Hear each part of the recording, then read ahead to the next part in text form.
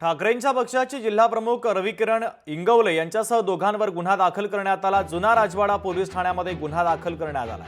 मिलिंद वेणेकरांना धमकावल्याप्रकरणी गुन्हा दाखल करण्यात आला। तर रविकिरण इंगवले यांची ऑडिओ क्लिप व्हायरल झाली।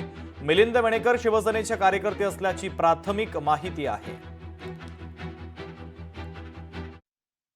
यशमीकर रवी बोलते काय बोला की माझं टाकले त्या ह्याच्यात तक्रार मध्ये काय संबंध माझा तुझा? तुमचा माझा काय संबंध नाही साहेब। तुला मी कधी फोनवर बोललो, तुला माघारी बोललो, तुझ्या पुढ्यात बोललो?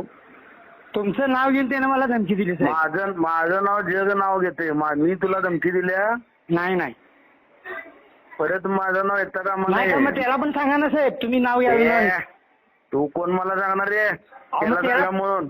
मग तुम्ही त्याला काय सांगत नाही? तुझं मंडळ आणि तू बघ आणि तू बघ, माझं नाव काय नाही। माझं नाव आलं, तुझं सगळ्या घरादाराचं नाव करण्यासाठी सगळ्यांनी नाव टाकायला लावणार।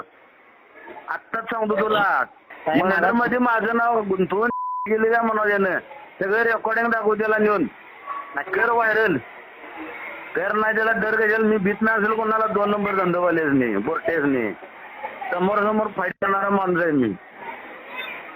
ठीक आहे, मी आजला सोनू पाटील अमित पाटील पटवून करत नाही, ज्यावेळी होणार का नाही त्यावेळेस कळेल तुला काय होते ती।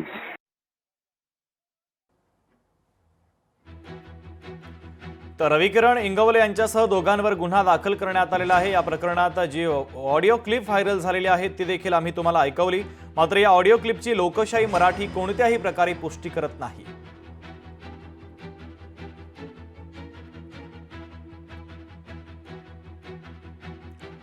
तर गुन्हा दाखल झालेला आहे आणि त्यानंतर रविकिरण इंगवले यांची देखील एक महत्त्वाची प्रतिक्रिया समोर येते, ऐकूया।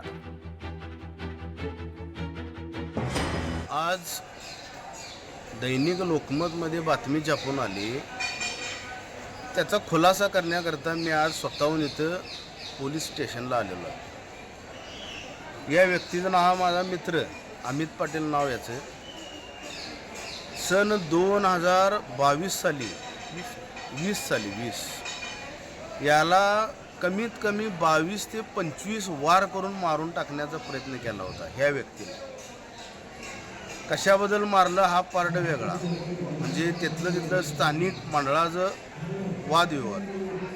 सांगण्याचं तात्पर्य असं की व्यसनीकर म्हणून कोणतरी एक व्यक्ती आहे, त्यानं माझ्या विरोधात फिर्याद दाखल केली की मी त्याला शिवीगाळ कर म्हणून सांगितलं।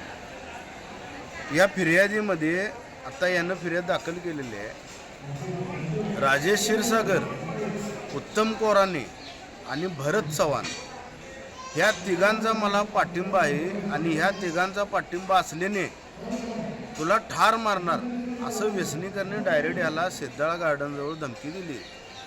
त्या धमकीचं हे लोकशाही मराठी ऐका, पहा, जागरूक रहा।